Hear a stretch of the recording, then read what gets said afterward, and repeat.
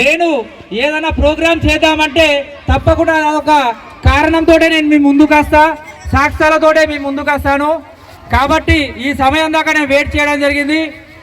అయితే ఇదివరకు వరకే వాళ్ళందరూ కూడా మీటింగ్ ఒక ఉదాహరణలు ఏంటో వాళ్ళు చెప్పారు. కాంగ్రెస్ వాళ్ళు వచ్చారు, టీఆర్ఎస్ వాళ్ళు వచ్చారు, అందరిగా ఎవరి వర్షన వాళ్ళు చెప్తున్నారు. ఇక ముందుగా చూసుకుంటే మనం బీఆర్ఎస్ వాళ్ళు చూసుకుందాం, కాంగ్రెస్ వాళ్ళు వెనకేసిద్దాం. బీఆర్ఎస్ వాళ్ళు అయితే ఇంతకుముందు మనకు శివాలయానికి 10 లక్షల రూపాయల చెక్ ఇచ్చిర్రు. గతంలో 3 సంవత్సరాల క్రితం ఇచ్చిర్రు. ప్రొసీడింగ్ కాపీ ఇచ్చి మరి ఫోటో దిగి అందరూ వాట్సాప్లలో పెట్టిర్రు. అది మన అందరికీ ఊరు పెద్ద మనుషులు కూడా అందరికీ తెలుసు.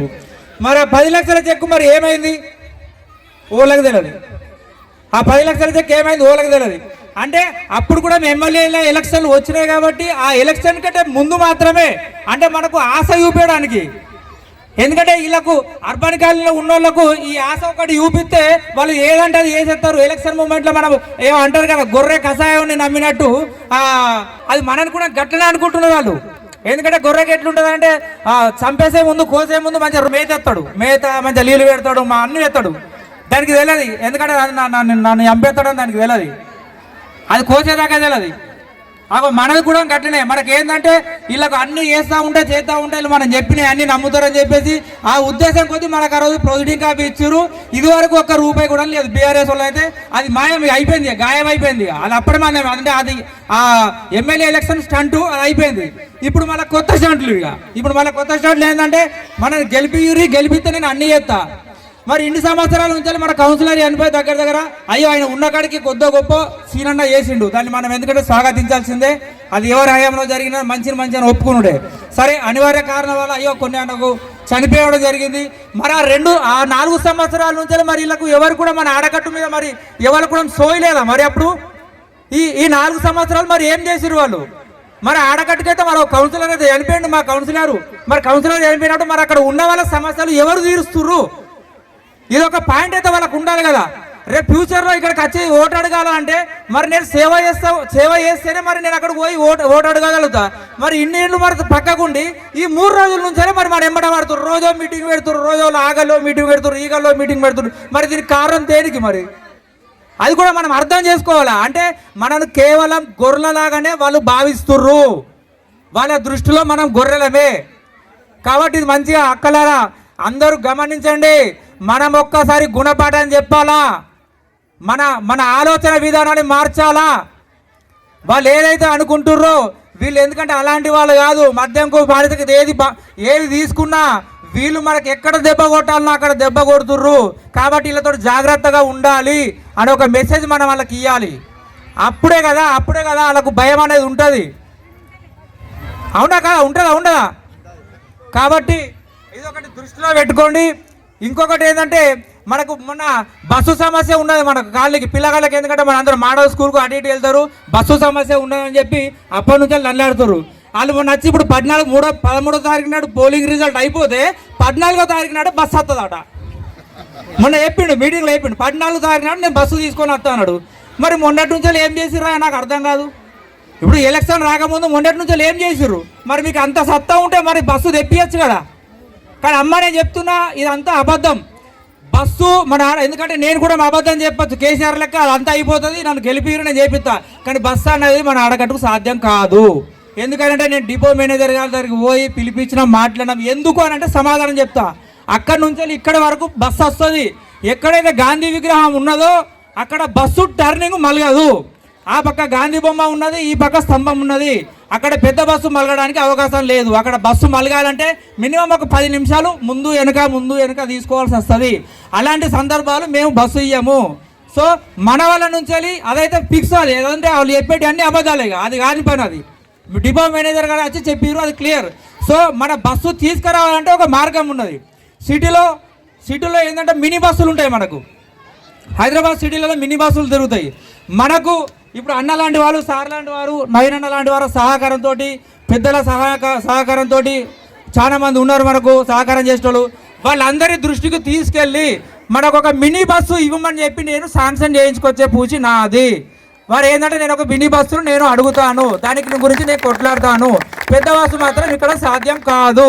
స్కూల్ పిల్లల కొరకు, ఎందుకంటే ఆ పిల్లలతోటి నా పిల్లలు కూడా ఉన్నారు, మీ పిల్లలతోటి నా పిల్లలు కూడా ఉన్నారు, నా పిల్లలు కూడా అదే సర్కారు బల్లే చదువుతారు, నేనేం ప్రైవేట్ బల్లే చదివియను, మీ అందరితోటి మీ కుటుంబంతో నా కుటుంబం, మీరే నా కుటుంబం నేను అనుకుంటున్నాను. కాబట్టి మీరు అది సమస్య వీటి గురించి ఇడిచిపెట్టారు. మీరు ఎవరో చెప్పిన మాటలు మాత్రం నమ్మకండి. ఇది ఒకటి క్లియర్ అయిపోయింది కదమ్మా. ఇంకోటి మనకైతే మన కాలనీలో అయితే ఇప్పటికైతే శ్మశాన వాటిక గురించి అయితే మనకు ఒకటి ఉన్నది. శ్మశాన వాటిక గురించి పేపర్ బండ్లే ఉన్నది. 2 నెలల క్రితం మేము నరసింగన్న దగ్గరికి పోయినాం, మేము అందరం కలిసి వ్యవసాయ మార్కెట్లో నరసింగన్న వాళ్ళందరూ మీటింగ్ ఉంటే అక్కడికి పోయినాము. ఎందుకంటే నేను బీజేపీ అయినా కూడా, ఎందుకంటే మన ఊరు పని, అది ఊరు కార్యక్రమం కాబట్టి నేను తప్పకుండా నేను పోవాలా, అది నా ఊరు సమస్య కాబట్టి మేము అందరం పెద్ద మనుషులు తోలుకొని వాళ్ళందరూ తోలుకొని లెటర్ ఇచ్చేందుకు పోయినాం 2 నెలల క్రితం. అప్పుడు అనిల్ అన్న వాళ్ళందరూ కూడా ఉన్నారు. అన్నకు నరసింగన్నకు నేను ఒకటే చెప్పిన, అన్న రాబోయే ముందు రోజుల్లో ఎలక్షన్ ఉన్నది, మీరు కనుక దృష్టి పెడితే ఇది కేవలం ఒకటే రోజు పని, మీరు కనుక దృష్టి పెడితే ఇది ఒకటే రోజు లోపల శ్మశాన వాటికకు మాకు స్థలం కేటాయించవచ్చు. ఎందుకంటే రేపు మీరు కాలనీకి వచ్చిన కానీ ఓటు అడిగేటందుకు మీకు కూడా ధైర్యం ఉంటుందన్న. ఇది ఒక్కటి వేసి పెట్టుర్రి. నాన్నగారి హయాంలో అయితే ఏదో ఇంట్లో అయితే వేసినా మేము బతుకుతున్నాం, దానికి ఆనందిస్తున్నాము అంటే చెప్పిన, ఈ మాట కూడా చెప్పిన, నాన్నగారి దయ వల్ల అయితే మేమైతే బతుకుతున్నాము. ఈ ఒక్కటి వేసి పెట్టుర్రు, రేపు మీరు వచ్చేటందుకు, ఎందుకంటే ఓటు అడిగే హక్కు ఉంటుంది మీకు అని చెప్పిన నేను. మరి ఆ మాట చెప్పినప్పుడు మరి వెంటనే వేయచ్చు కదా. మళ్ళీ ఇవాళ వచ్చిన శ్మశాన వాటికి మీరు గెలిపియ్యుర్రి, తెల్లారనే శ్మశాన వాటికి ఇస్తా అంటుండు. ఏం చెప్పుడు ఇక చెప్పురు మరి, అంటే వాళ్ళకు ఇక్కడ మనం మీద దృష్టి ఉంటే అంటే మీరు ఏమన్నా చెప్పుర్రి, మా వాళ్ళని గెలిపిర్రి తెల్లారనే ఇచ్చేస్తా. ఈ మాటలన్నీ అబద్ధమమ్మా. నేను ఏదైనా మాట చెప్తే నేను ప్లాన్ ప్రకారంగానే చెప్తా, ఏదున్నా నేను ఆలోచించి చెప్తా, తొందరపాటు నిర్ణయం నేను ఏది కూడా తీసుకోను. వీళ్ళు అయిపోయినాయి అమ్మాయి, కాంగ్రెస్ వాళ్ళు ఇంకా ఉన్నాయి. మీకు చీరలు వచ్చినాయి అమ్మ, అందరికి చీరలు వచ్చినాయా? మరి సంక్రాంతికి మరి చీరలు రావాలి, అందరికి ఇచ్చారు, మరి మనకెందుకు ఇవ్వలేరు? ఎందుకంటే అది అయిపోయింది, వాళ్ళ ఎలక్షన్ స్టంట్ అయిపోయింది, మరి మనకెందుకు ఇవ్వలేరు? ఎందుకంటే మనకి ఇయ్యరు కూడా మాది ఇక అంతే. అది నాడుచుకుంటా ఓడే ఉంటుంది వాళ్ళది. అది కూడా దృష్టిలో పెట్టుకోవాలి. చీరలది ప్రతి మహిళకు 2500 రూపాయలు పెన్షన్ ఇస్తా అని చెప్పిండు. ఎవరికైనా ఇస్తుండా? ఎవరికి కూడా లేదు పెన్షను. మరి ఎప్పుడు ఇవ్వాలా? అది ఎప్పుడైతే నేను చెప్పన్నా, కోరుట్ల పట్టణంలో కాదు తెలంగాణలోనే కాంగ్రెస్ మున్సిపల్ కౌన్సిలర్లో పోటీ చేసే అభ్యర్థులను మొత్తం ఓడగొట్టాలి.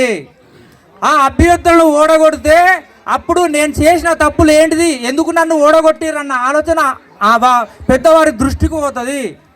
అప్పుడు ఆ దృష్టికి పోయిందంటే మనకి ఇచ్చిన హామీలన్నీ 6 నెలల లోపలే పెన్షన్ రాకపోతే అప్పుడు నన్ను అడుగుర్రి. ఓడగొట్టాలి, వాళ్ళ అభ్యర్థులను అన్ని ఓడగొడితే అప్పుడు వాళ్ళకు జ్ఞానోదయం అవుతుంది, నేను చేసిన తప్పేంటో తెలుసుకుంటారు, ఎందుకు నాకు ఓటమిని ఇచ్చిర్రు అని చెప్పేసి ఒక ఆలోచనలో పడతారు. కాబట్టి ఇవి కూడా ఆలోచించాలా. ఇవన్నీ ఎందుకంటే తప్పుడు మాటలు, ఇవన్నీ వాళ్ళు ఏంటంటే మనం మోసపూర్వకంగా చేసే మాటలు తప్పించి ఇంకా ఏం కాదు. కాబట్టి ఆలోచించాలా తల్లులారా. ఇంకా మహిళా సంఘ భవనం ఉన్నది మనకు, మహిళా సంఘం ఇస్తామని చెప్పారు. అప్పుడు మహిళా సంఘ భవనం అయితే ఇప్పటికైతే ఏం లేదమ్మా. మన కమిటీ హాల్ అయితే మన కళ్ళ ముంగటనే ఉన్నది. దీని గురించి అయితే అసలు మాట్లాడడం లేదు. ఈ కమిటీ హాల్ ఉండబట్టి దగ్గర 5 సంవత్సరాల నుంచి ఇది ఇట్లే ఉన్నది. మరి పంట ఇక ఖాళీ ఉన్నాక ఇక మన ఇల్లు ఖాళీ ఉంటే మన ఇంట్లో కూడా వస్తాయి. అది అట్లే ఉన్నది కదన్నా, పందుల కోసమే అది. కాబట్టి అది కూడా అట్నే ఉన్నది. ఎందుకంటే సమస్యలు అక్కడనే ఉన్నాయి. కేవలం వీళ్ళకి ఎలక్షన్ వస్తే మాత్రమే ఈ సమస్యలన్నీ జ్ఞాపకం వస్తాయి. అమ్మ చెప్తున్నా, మాలాంటి పనిచేసే వాళ్ళని ఎన్నుకోండి, ఇలాంటి అబద్ధాలు చెప్పే వాళ్ళని కాదు. అలాంటి వాళ్ళ మాటలు నమ్మకండి.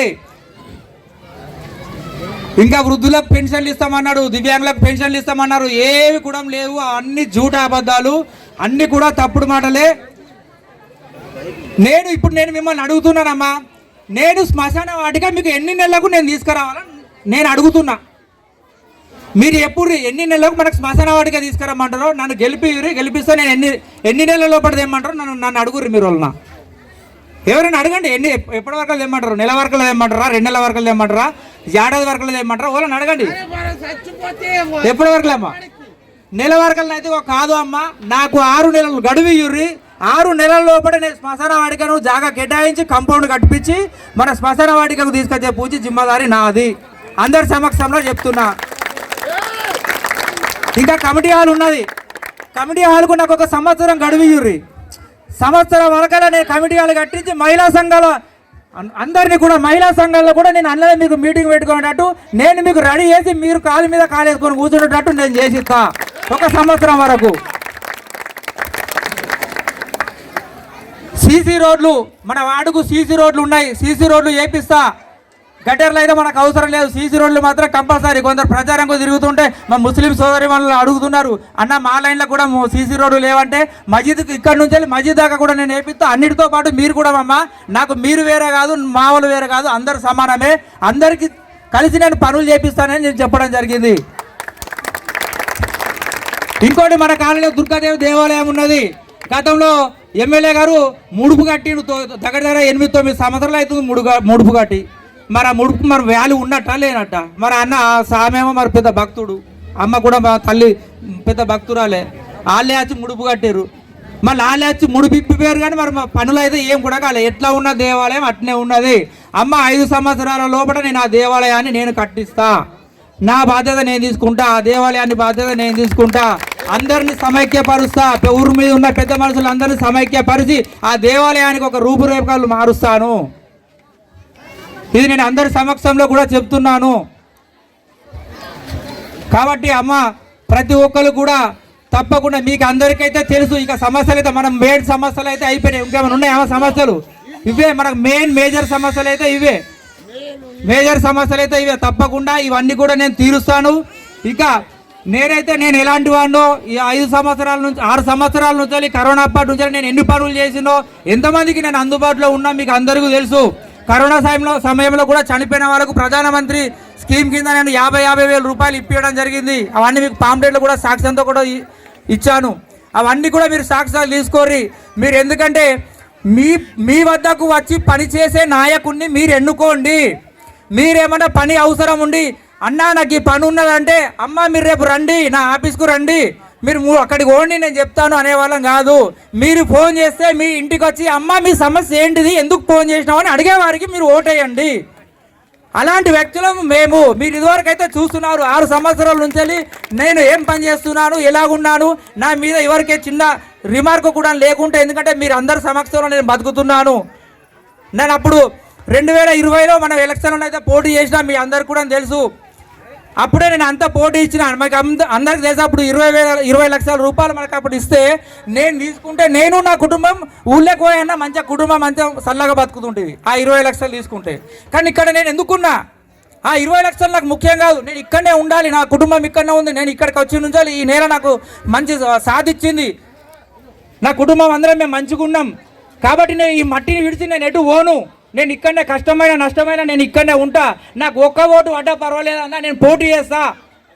నేను ఒకవేళ తప్పుకుంటే అది నేను వట్టిగా తప్పుకున్నా అని ఏమో డబ్బులు తీసుకొని తప్పుకున్నాడు అని అంటారు. కాబట్టి నేను బరిలో ఉంటా. అయినా కూడా నేను ఒక్క రూపాయి వంచకుండా కూడా 333 ఓట్లు నాకు వేసిర్రు. నేను గెలుపుగా భావించిన. ఇంతమంది తల్లులు నాకు అండగా ఉన్నారంటే నేను ఎంతో గర్వంగా ఫీల్ అయినా. అందుకే నేను ఓడిపోయినా కూడా ఇంకా ఉత్సాహంగా పనిచేసిన. నేను ఏ రూపాయి వంచకుండా కానీ నాకు ఇంత మెజారిటీ ఇచ్చిరానంటే నేను ఇంకా ఉత్సాహంగా పనిచేసిన ఆ రోజు నుంచి. కాబట్టి తల్లులారా, అమ్మలారా, పెద్దలారా అందరికి కూడా నేను తెలియజేస్తున్నా, నేను బలపరిచినట్టు గుగులావత్ శ్రీకాంత్ గారిని తప్పకుండా మీరు భారీ మెజారిటీతో గెలిపించాలి. ఈ పూర్తి బాధ్యత నేనే తీసుకుంటున్నా. ఎందుకంటే శ్రీకాంత్ను దుబాయ్కి వెళ్ళి ఎందుకు రప్పించారు అన్న ఉదాహరణ కూడా మీకు ఉండొచ్చు. ఎందుకంటే మనకి ఇక్కడ నమ్మకమైన వ్యక్తి కావాలి. కోర్టులో చాలా మంది ఉన్నారు, మనం ఎవరైనా తెచ్చి మనం సపోర్ట్ చేసి గెలిపించుకోవచ్చు. నాకు నమ్మకమైన వ్యక్తి కావాలి. నాకు నమ్మకమైన వ్యక్తి ఉంటే మేమిద్దరం కలిసి పని చేస్తామన్న ఉద్దేశంతో ఆయన చుట్టి ఇవ్వకపోతే, ఆయనకు వెకేషన్ చుట్టి ఇవ్వకపోతే నేను చుట్టే తీసుకొని రమ్మని చెప్పిన. ఎందుకంటే ఒకరు ఓడిపోతే మళ్ళీ నీ పని నువ్వు చేసుకోవచ్చు శ్రీకాంత్, నువ్వు చుట్టే వచ్చి అని చెప్పిన. కానీ లేదు మామ, మనం 100% గెలుస్తాము. నువ్వు చేసిన పనులన్నీ నాకు తెలుసు. నేను నీ స్టేటస్లు నువ్వు చేసే పనులన్నీ నేను చూస్తూనే ఉంటా. నేను క్యాన్సల్, నాకు చుట్టి ఇవ్వకపోతే నేను క్యాన్సల్ చేసుకొని వస్తున్నా అని నాకు మెసేజ్ పెట్టిండు. నాకు ఇంకా గర్వంగా ఫీల్ అయినా. ఆ మనిషిని గెలిపించుకొని క్యాన్సల్ చేసుకొని వచ్చినందుకు ఆ మనిషిని మీరు గెలిపించాల్సిన బాధ్యత మీకు ఉన్నది. ఏ పని ఉన్నా ఏమున్నా నా ఇంటి సెంటర్లో ఉన్నది, నాకు వచ్చి అడగండి, నాకు ఫోన్ చేయండి అంతే. నా ఇంటికి వచ్చుడు కాదు, నాకు ఫోన్ చేయండి. ప్రతి ఇంట్లో నా నెంబర్ ఉండాలి అంతే. ప్రతి ఇంట్లో నా నెంబర్ ఉండాలా. మీకు ఏ సమస్య ఉన్నా నాకు ఫోన్ చేయాలా, నేనే మీ ఇంటికి వస్తా. ఏ చిన్న లైట్ అయినా సరే, మోర్ అయినా సరే, గటర్ తీయకున్నా సరే, ఏ సమస్య ఉన్నా మీ నుంచి నాకు ఫోన్ మాత్రమే రావాలా. నా నుంచి మీరు ఏం ఆశించద్దు, కేవలం నా నుంచి ఆశించేది పని మాత్రమే ఆశించాలా మీరు. నేను చెప్తా, ఎందుకంటే పని మాత్రమే ఆశించుర్రు. ఎందుకంటే ఇప్పుడు డబ్బులు వంచే వాళ్ళు చాలా మంది ఉంటారు. ఇప్పుడు 500 వంచచ్చు. గతంలో జరిగిన 500, 1000 రూపాయలు వంచి మనం తీసుకున్నాం, ఓటేసినాం. కొన్ని సందర్భాలలో మనం మాట్లాడితే ఇది లేదు అది లేదు అంటున్నావు, ఏందమ్మా ఊకేందుకు వట్టికేసిన ఓటు, పైసలు తీసుకోలేవా, పనులు అవే అవుతాయి అని అన్నారు మనకు ఒకసారి ఇక్కడ మీటింగ్లో. ఆ మాటలు మనం గుర్తుపెట్టుకోవాలా. ఎందుకంటే డబ్బులు ఇస్తే మనం అడిగే హక్కు మనకు లేదు, డబ్బులు తీసుకుంటే మనం అడిగే హక్కు లేదు, మనం అడగొద్దు. ఒకవేళ వాళ్ళే తీసుకొచ్చిస్తే మాత్రం 100% తీసుకోవాలి. వాళ్ళు ఏది ఇచ్చినా తీసుకోవాలి. ఎందుకంటే వాళ్ళకి అవసరంకు మాత్రమే మనకి ఇస్తుర్రు. వాళ్ళు ఏదో సేవ చేసేందుకు కాదు, మనం బకరాలు చేసేందుకే వాళ్ళు వచ్చి డబ్బులు ఇస్తారు అంతే. ఈ డబ్బులు తీసుకొని మనం ఓటేసి రేపు వీళ్ళ దగ్గరికి వెళ్ళి వసూలు చేద్దాం. ఏమన్నా పని చెప్పిండు అనుకోర్రి, ఏం చేస్తారు, రూపాయితో అయ్యే పని. అమ్మ ఒక 500 అవుతాయి అంటుండ ఆయన, ఇక మీరు పైసలు తీసుకొని రాని, నేను నాకు ఫోన్ చేసి చెప్పినా మీరు ఓటు చేయించుకోపోరా అని అంటాడు. కాబట్టి ఇలాంటి మాటలు ఇలాంటివి అవన్నీ నమ్మొద్దు. వాళ్ళందరికీ కూడా అబద్ధాలు ఆడి మనల్ని మోసం చేస్తారు. మనం ఒక్కటే మనకు గుర్తుపెట్టుకోరి, ఈసారి తప్పకుండా కోరుట్ల పట్టణం మున్సిపల్ మీద కాషాయ జెండా ఎగరేయడం ఖాయము. మాలాంటి వాళ్ళు సేవ చేసే వాళ్ళు ఈసారి సేవ చేసే వాళ్ళే మున్సిపల్లో ఉంటారు.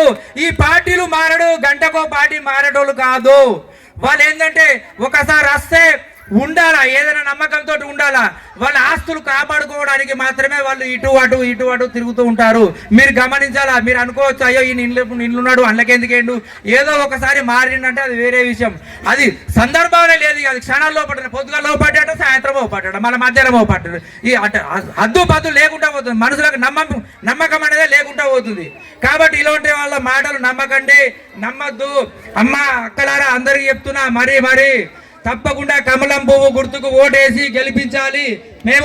మనం బలపరిచినటువంటి గుగులావ శ్రీకాంత్ గారిని అధిక మెజారిటీతో గెలిపించండి. మీకు సేవ చేసే భాగ్యాన్ని మాకు కల్పించండి. భారత్ మాతాకి, భారత్ మాతాకి, బీజేపీ, భారత్ మాతాకి. అర్బన్ కాలనీ వాసులకు కురుట్ల భారతీయ జనతా పార్టీ పక్షాన ధన్యవాదాలు, నమస్కారం తెలియజేసుకుంటూ, మీ అందరికీ తెలుసు ఇప్పుడు మున్సిపల్ ఎలక్షన్ ఉన్నాయి. దాన్ని పురస్కరించుకొని ఇవాళ మీటింగ్ రాజేందర్ గారు ఇక్కడ ఏర్పాటు చేయడం జరిగింది. ఈసారి ఇందూర్ పార్లమెంట్ సభ్యులు అరవింద్ గారి ఆధ్వర్యంలో కురుట్ల పట్టణం గురించి ఆలోచించి, కురుట్ల అభివృద్ధి గురించి ఆలోచించి, మున్సిపాలిటీలో కరప్షన్ ఉండొద్దని ఆలోచించి మీ ముందుకు ఒక మంచి యువకుడిని తీసుకొచ్చాను. యువకుడు దుబాయ్ నుంచి వచ్చిండు. డెఫినెట్గా రాజేందర్ సూచన మేరకు ఒక మంచి యువకునికి, అంటే మీకు ఎప్పుడు అందుబాటులో ఉండాలని ఆలోచించి ఒక యువకుని మీ ముందుకు తీసుకురావడం జరిగింది. డెఫినెట్గా ఎలక్షన్ల కోసమే ఆయన దుబాయ్ నుంచి వచ్చిండు, ఇప్పుడు ఇక్కడనే ఉంటాడు. ఇన్ని రోజులు మీరు కారు గుర్తును గెలిపించారు, చేతి గుర్తును గెలిపించారు. బీజేపీకి కమలం పువ్వు గుర్తుకు మీరు అవకాశం ఇవ్వాలా? మీరు ఒక్కసారి అవకాశం ఇచ్చి చూడండి, మీ సమస్యలు పరిష్కరించేందుకు వాళ్ళు సిద్ధంగా ఉన్నారు. రాజేందర్ ఉన్నాడు, గుగ్లో శ్రీకాంత్ ఉన్నాడు. అప్పుడు మీరు సమస్యలు పరిష్కరించకుంటే వారిని అడుగుండ్రి. డెఫినెట్గా చాలా రోజుల నుంచి ఇక్కడ సమస్యలు ఉన్నాయి. కానీ ఇన్ని రోజులు ఎవరు పరిపాలించారు? కాంగ్రెస్ వాళ్ళు, టీఆర్ఎస్ వాళ్ళు. ఇప్పుడు యువకుడు ముందరకు వచ్చిండు, రాజేందర్ బాధ్యత తీసుకున్నాడు. రాజేందర్కు మేము సపోర్ట్గా ఉంటాం. డెఫినెట్గా మీరు ఆలోచించాల్సిన విషయం, రాజకీయంలో కొన్ని సంస్కరణ రావాల్సిన అవసరం ఉన్నది. డెఫినెట్గా యువకులు, మేధావులు, చదువుకున్న వాళ్ళు రాజకీయంలోకి రావాలా. మీరు రాజకీయంలో కరప్షన్ అంటూ పోవాలా. రేపు పొద్దున మీరు ఇల్లు కట్టుకోవాలన్నా, ఏదైనా పని కావాలనుకున్నా కానీ మీకు కౌన్సిలర్ ఉంటే మీ దగ్గర పైసలు తీసుకుంటాడు. ఇవాళ ఒక్కరోజు మీరు పైసలు ఇవ్వచ్చు, రేపు పొద్దున మీ దగ్గర కూడా ఆ కౌన్సిలర్ పైసలు తీసుకొని పని చేస్తాడు. కాబట్టి మీరు మంచి యువకుడు, ఉత్సాహవంతుడు మీ ముంగడికి వచ్చిండు, వాడిని ఒకసారి గెలిపించి చూడండి, మీకు అప్పుడు పనులు చేస్తాడు. డెఫినెట్గా అర్బన్ కాలనీ ఎన్నో సమస్యలు ఉన్నాయి. సమస్యలు కావాలంటే మీకు మంచి యువకుడు కావాలా, మంచి మేధావి కావాలా. డెఫినెట్గా మీకు రాజేందర్ ఉన్నాడు. రాజేందర్ గత 6 నెలలకెళ్ళి చూస్తున్నాడు. రాజేందర్ మీద కూడా ఎక్కడ కూడా కరప్షన్ అలిగేషన్ లేదు.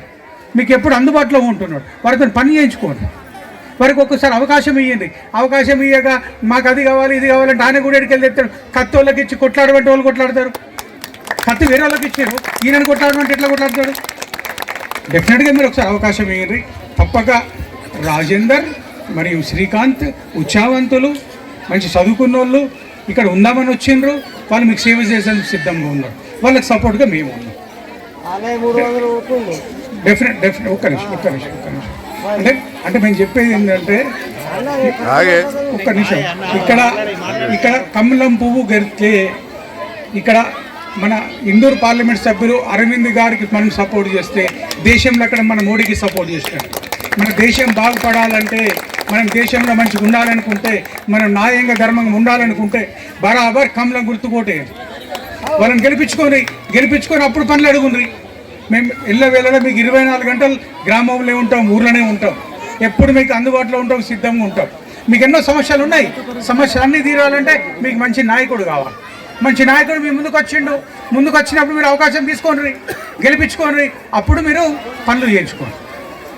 కాబట్టి నేను మరోసారి కోరుకుంటున్నా, మేము కోరుకునేది ఒకటే, మన కొరుట్ల అభివృద్ధి కోసం మన మున్సిపాల్లో కరప్షన్ ఉండద్దు అనుకుంటే డెఫినెట్గా కమలం పువ్వు గుర్తు ఓటేసి శ్రీకాంత్ గారిని గెలిపించుకోండి.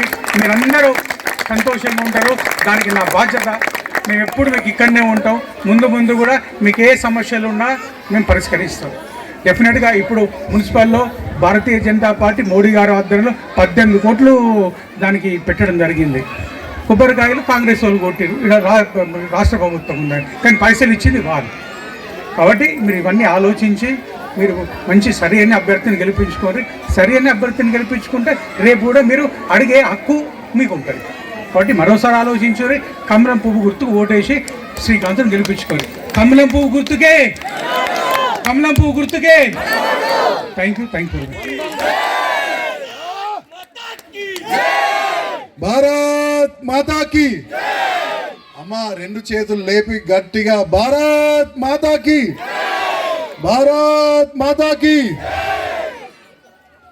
అందరికీ నమస్కారం అమ్మ.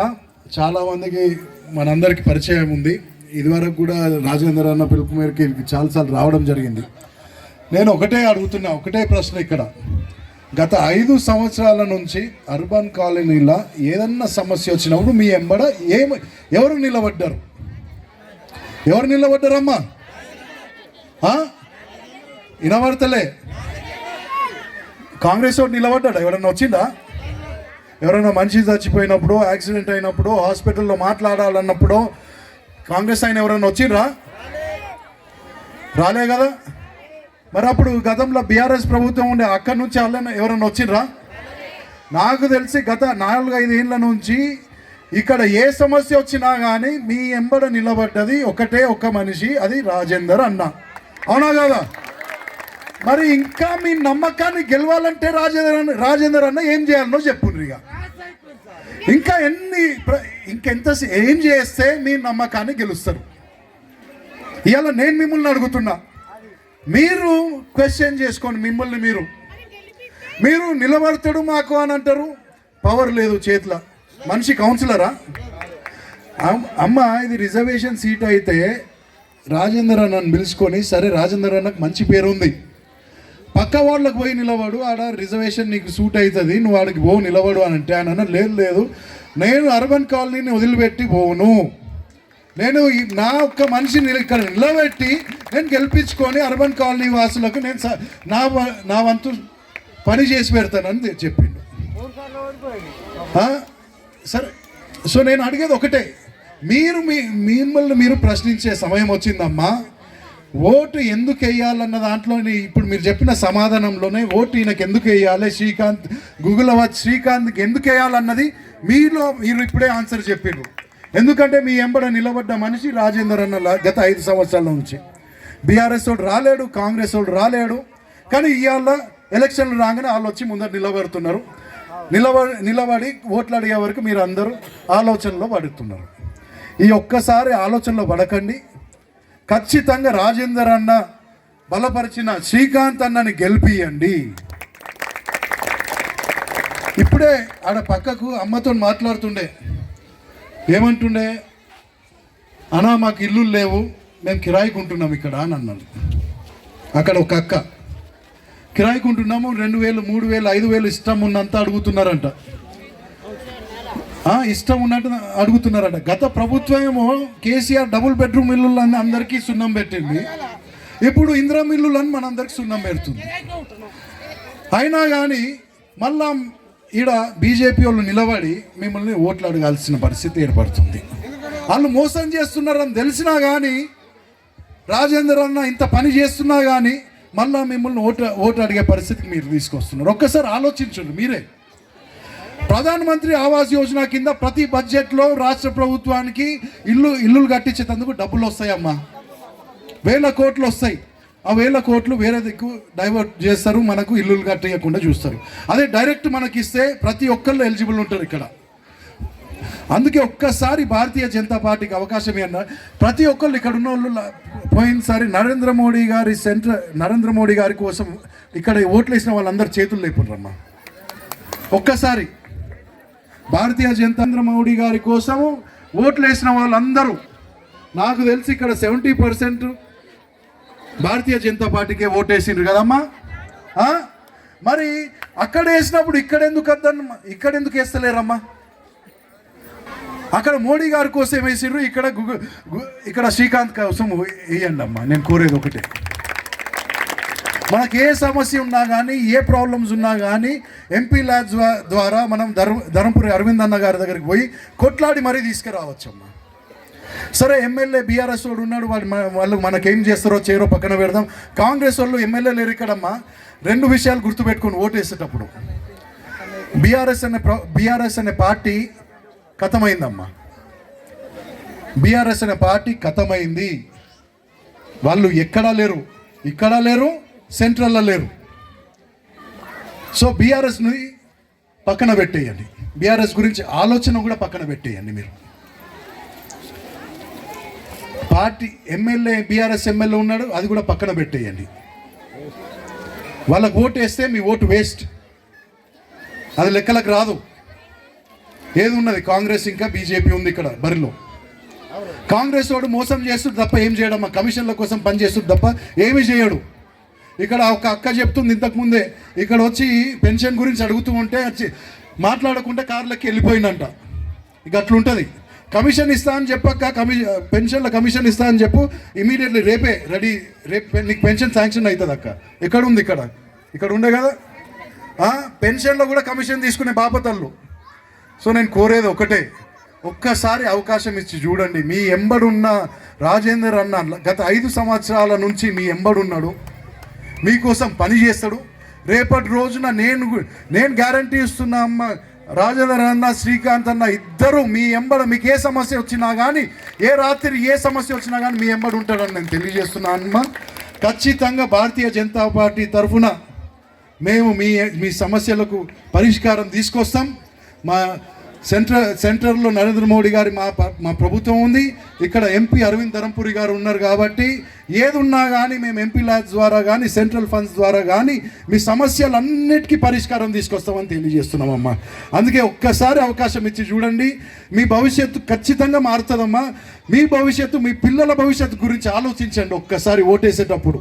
అందుకే నేను కోరుతున్న 11వ తారీఖు రోజు మీకు అందరికీ తెలుసు అనుకుంటా, శ్రీకాంత్ నంబర్ ఎంత అమ్మా తెలుసా మీ అందరికీ? అమ్మా అవా గుర్తు ఏంటిది శ్రీకాంత్ది? అవా కమలం పువ్వు గుర్తు. ఇది పోయినసారి లెక్క ఎమ్మెల్యే ఎంపీ ఎలక్షన్లా బటన్ వస్తే ఎలక్షన్ కాదు, అందరికీ తెలుసా? బ్యాలెట్ పేపర్ వెనకట్టు ఉంటుండే మనకు. ఈ జెన్జీ వాళ్ళకి తెలియదు, చాలామందికి బ్యాలెట్ పేపర్ తెలియదు. బ్యాలెట్ పేపర్ ఇట్లుంటుంది, అందరికీ నంబర్ 4, దాని మీద స్వస్తిక గుర్తు తెలుసు కదా అందరికీ. స్వస్తిక గుర్తుతోని నీట్గా నంబర్ 4 మీద ఇంకు పెట్టి ప్రెస్ చేయండి అమ్మా. ఒత్తండి సార్లు, ఒకటేసారి ఒత్తండి, 2 సార్లు కాదు. 2 సార్లు పెట్టకండి, 2 సార్లు పెడితే తీసి పక్కన పడేస్తారు. పైకి కిందికి పెట్టినా తీసి పక్కన పడేస్తారు. అందుకే ఆ రోజు 11th రోజు మీరు లేచి మంచిగా దేవునికి మొక్కుకొని స్ట్రైట్ ఎలక్షన్ బూత్ పోలింగ్ స్టేషన్కి పోయి ఏం ఆలోచించకుండ్రి. కాంగ్రెస్ వాడు ఆ టైంలో కూడా పైసలు ఇస్తా అంటాడు, బీఆర్ఎస్ వాడు కూడా పైసలు ఇస్తా అంటాడు. ఇస్తా అంటే తీసుకోండి, పర్వాలేదు. కానీ స్ట్రైట్ పోయి అటు ఇటు చూడకుండా ఎలక్షన్లకు పోలింగ్ స్టేషన్కి పోయి 4వ నంబర్ శ్రీకాంత్ పేరు కమలం పువ్వు మీద ఒత్తి బాక్స్లో వేసి రండి అమ్మ. ఖచ్చితంగా మన జీవితాలు మారుతాయి, అది మాత్రం నేను గ్యారంటీ ఇవ్వగలుగుతామ్మా. నరేంద్ర మోడీ గారు ఇవాళ మన దేశం కోసం, ధర్మం కోసం రోజుకు 18 గంటలు పనిచేస్తుండమ్మా.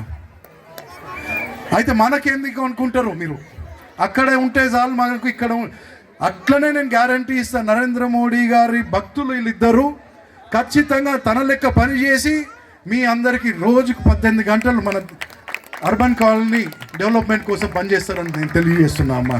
ఈ అవకాశం ఇచ్చిన మీ అందరికీ ధన్యవాదాలు తెలియజేస్తూ, గెలిచిన తర్వాత ఖచ్చితంగా మళ్ళీ ఇక్కడికి వస్తాను, అందరినీ కలిసిపోతానని తెలియజేస్తున్నాను అమ్మా. భారత్ మాతాకి జై, భారత్ మాతాకి, భారత్ మాతాకి. ముందుగా అందరికీ నా 7వ వార్డు బంధుమిత్రులు, నా కుటుంబ సభ్యులందరికీ నా యొక్క నమస్కారాలు. నేను గత 12-15 సంవత్సరాల నుంచి ఇక్కడే ఉంటున్నాను. చిన్నప్పటి నుంచి ఇక్కడే పుట్టి పెరిగాను. మీ అందరి ఇళ్లలో ఒకటి అన్నగా, కొడుకుగా అందరితో మీతో పాటే కలిసి పెరిగాను. అందరినీ నా కుటుంబ సభ్యులుగానే చూసుకుంటూ ఉన్నాను. నా సిచ్యువేషన్ మంచి లేక నేను దుబాయ్ వెళ్ళాను. 2 సంవత్సరాలు పనిచేసిన. మామయ్య నాకు ఫోన్ చేసి ఒకటే మాట అన్నాడు, రాజేంద్ర మామ, అల్లుడు ఈసారి రిజర్వేషన్ మనకు రాలేదు, ఎస్టీకి వచ్చింది. నాకు నీకంటే మంచివాడు, నీకంటే నమ్మకమైన వాడు ఎవరు లేడు నాకు. నేను చిన్నప్పటి నుంచి మామయ్యతోనే ఉన్నాను.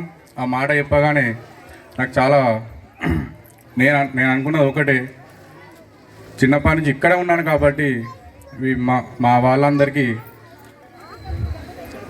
సారీ మీ అందరికీ సేవ చేసుకునే అవకాశం నాకు వచ్చింది. నేను మామయ్యతో అన్నాను, మామయ్య నాకు ఇక్కడ ఏం జరిగినా సరే, నేను గొడవ వేసుకున్నా సరే క్యాన్సల్ వేసుకొని నేను మన వాళ్ళ కోసం వస్తాను, మన వాళ్ళ కోసం పని చేస్తాను. ఇక్కడ సమస్యలు ఏమున్నా కానీ నేను మామయ్య నాకు నువ్వున్నావు, నీకు నేనున్నా, ఇద్దరం కలిసి మన వార్డులోని సమస్యల్ని పరిష్కరించుకుందాం, ఏదున్నా అభివృద్ధి చేసుకుందామని మామయ్యతో మాట్లాడి రావడం జరిగింది. మనకున్న సమస్యలు మామయ్య ఇందాకే మాట్లాడారు. బంజారానగర్ కూడా, మా ఏరియా బంజారానగర్ కూడా మా శివలాల్ మహారాజ్ గారి విగ్రహం ఉన్నది. మా వాళ్ళకు కూడా మాటిస్తున్నా నేను, మా బంజారానగర్ వాసులకు అందరికీ విగ్రహానికి రేకుల షెడ్డు ఆయన గుడిలాగా చేపిస్తానని మాటిస్తున్నాను. ఆయన మా మేరమ్మ యాడి, మేము దైవంగా కొలిచే మా అమ్మవారు శీతలాభావానికి కూడా అక్కడ కూడా మాకు స్థలం లేదు. అది కూడా మేము మాట్లాడి, అది కూడా కట్టెల పై అధికారులతో మాట్లాడి మేము కూడా చేయించే ప్రయత్నం చేస్తాను. అలాగే మన వార్డులో ఉన్న సమస్యలను కూడా పరిష్కరిస్తాను, తప్పకుండా మీకు మాటిస్తున్నాను. ఈ ఒక్కసారి వాళ్ళని వీళ్ళ మాటలు కాకుండా మా మాటలు నమ్మి మాకు అవకాశం ఇవ్వండి. ప్రతిదీ మన సమస్యలు ఏమున్నాయో అన్నీ పరిష్కరిస్తాము. ఆయన మన వార్డుని కూడా అభివృద్ధి చేస్తానని మీకు మాటిస్తున్నాను. దయచేసి మాకు అవకాశం ఇవ్వండి, వార్డును అభివృద్ధి చేసి చూపిస్తాను.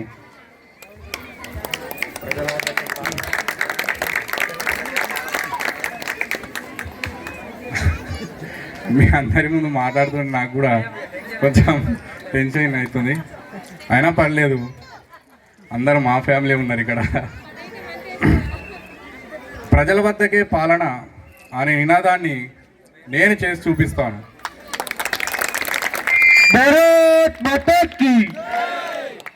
ఇంకోటి మీరు అనుకోవచ్చు, పిల్లగాడు ఇతనికి రాజకీయ అనుభవం ఏం లేదు అని మీరు అనుకోవచ్చు. రాజకీయం చేయడానికి అనుభవం కావాలి, కానీ మనకున్న సమస్యల్ని పరిష్కరించడానికి అనుభవం అవసరం లేదు. ఎందుకంటే మన వార్డు సమస్యలు మనకు తెలుసు, బయట వారికి ఎవరికి తెలీదు. నేనైతే చూస్తూ పెరిగాను ఇక్కడ, నాకు అన్నీ తెలుసు. కాబట్టి చెప్తున్నాను, అవకాశం ఇవ్వండి. మీ అందరికీ చేతులు జోడించి నమస్కరిస్తున్నాను.